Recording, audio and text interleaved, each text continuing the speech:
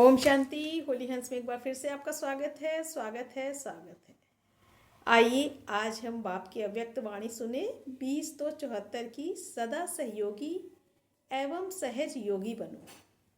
जैसे बाप की महिमा है वैसे जो बाप के कर्तव्य में सदा सहयोगी हैं और बाप के साथ सदा स्नेही हैं, ऐसी श्रेष्ठ आत्माओं की भी महिमा है। सदा सहयोगी अर्थात हर संकल्प हर श्वास बाप के कर्तव्य के प्रति व्यतीत हो। तो क्या सदा ऐसे सहयोगी और सहज योगी हो? बाबा पूछ रहे हैं, तो अपने आप से उत्तर बताइए। विशेष वरदान भूमि के निवासी होने के कारण, ये बाबा वहाँ के निवासियों के लिए कह रहे हैं, विशेष वरदान भूमि के निवासी होने के कारण पुरुषार्थ के साथ साथ अनेक प्रकार का सहयोग प्राप्त है।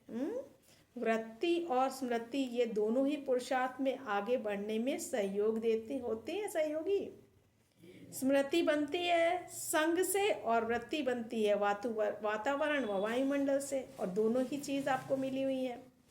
जैसे स्थूल धन कमाने वाले सारा दिन उसी संग में रहते हैं, तो आप किस संग में रहते हो? आप तो बाबा के यहाँ रहते हो, तो बाबा के संग में रहते हो, बाबा के बच्चों के संग में रहते हो।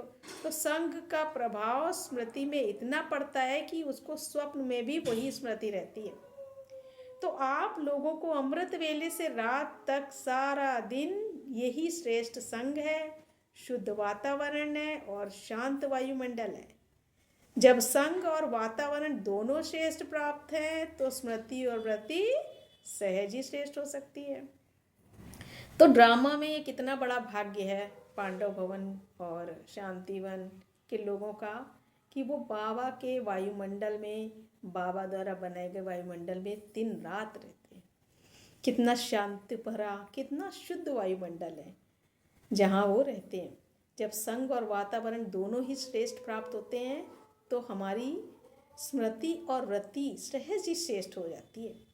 तो ड्रामा में जब ये गोल्डन चांस प्राप्त है तो क्या उसका उतना ही लाभ उठाते हो? बाहर में रहने वाले कीचड़ में कमल है। बाबा ने आज बाहर वालों की भी महिमा की है कि वो रहते गंदगी में लेकिन बुद्धि उनकी कमल फूल समान उपराम है। तो आप लोगों को तो कमल से भी श्रेष्ठ रूहानी रूहे और गुलाब बनने का चांस है। गुलाब का फूल पूजा के काम आता है, अर्थात वह देवताओं को अर्पित किया जाता है। कमल पुष्प की विशेषता गाई जाती है लेकिन वह अर्पित नहीं किया जाता है। तो आप सब बाप के आगे अर्पित गुलाब हो। जैसे गुलाब वायुमंडल में खुशबू फैलाता है, ऐसे ही आप सब भी चारों ओर अपनी रूहानियत की खुशबू फैलाने आए हो, फैलाने वाले हो। बाबा पूछ रहे हैं, क्या जैसा नाम वैसा ही काम है? जैसा स्थान जैसी स्थिति है, वैसा वातावरण वैसी वृत्ति है, और जैसा संग वैसी स्मृति है। इस अलबेलेपन क्यों, इसमें अलबेलापन क्यों होता है? कारण कि जैसे बाप की पहचान नहीं तो प्राप्ति भी नहीं, इसी प्रकार अपने मिले हुए श्रेष्ठ भाग्य की भी पहचान नहीं तो अलबेलापन का कारण हुआ कि ज्ञान की कमी और पहचान की कमी। इसलिए अब समय की समीपता प्रमाण संपूर्ण ज्ञान स्वरूप बनो, तभी ज्ञान का फल अनुभव करेंगे। समझा? पांडवों का किला तो प्रसिद्ध है, किला मजबूत बनाना ये पांडवों का ही तो कर्तव्य है। अगर स्वयं मजबूत होंगे तो किला भी मजबूत होगा। किले की दीवार क्या है? स्वयं ही तो दीवार है।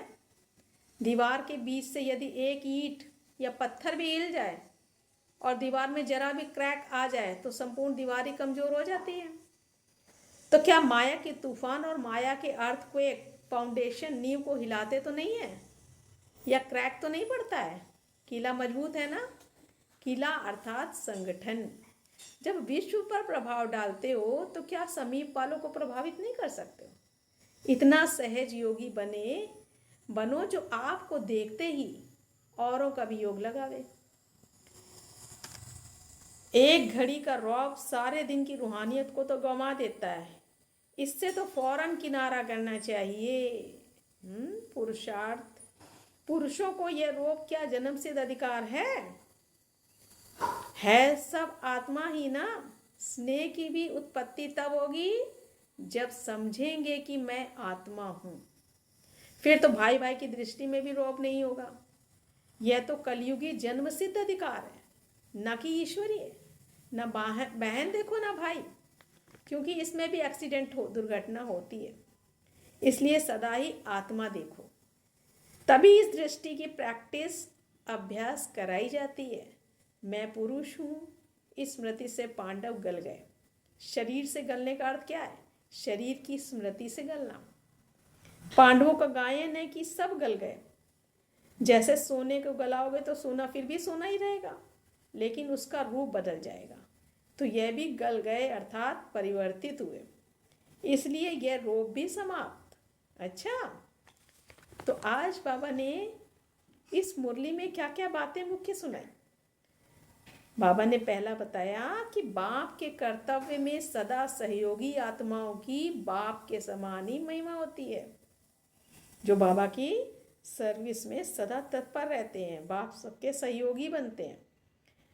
यज्ञ में समर्पित भाई बहनों का जीवन रूहे गुलाब के समान बताया बाबा ने आज, जबकि गृहस्थ व्यवहार में रहने वालों का जीवन कमल पुष्प समान बताया है। गुलाब का फूल कमल पुष्प से श्रेष्ठ है, क्योंकि गुलाब का फूल देवताओं की पूजा में अर्पित किया जाता है, जबकि कमल पुष्प की केवल विशेषता गाई जाती है, परंतु पूजा के काम नहीं आता है। रूहानियत से रौब की समाप्ति करनी है। इसे ही शास्त्रों में पांडवों को पहाड़ों पर गल मरना कहा गया है। तो आज की मुरली आपको कैसे लिखी, कमेंट बॉक्स पर जरूर लिखें। अच्छा, मीठे मीठे सिखलदे बच्चों प्रति माता पिता बाप दादा का याद प्यार और गुड मॉर्निंग। रूहानी बाप की रूहानी बच्चों को नमस्ते। हम रूहानी बाप की रूहानी बच्चों को नमस्ते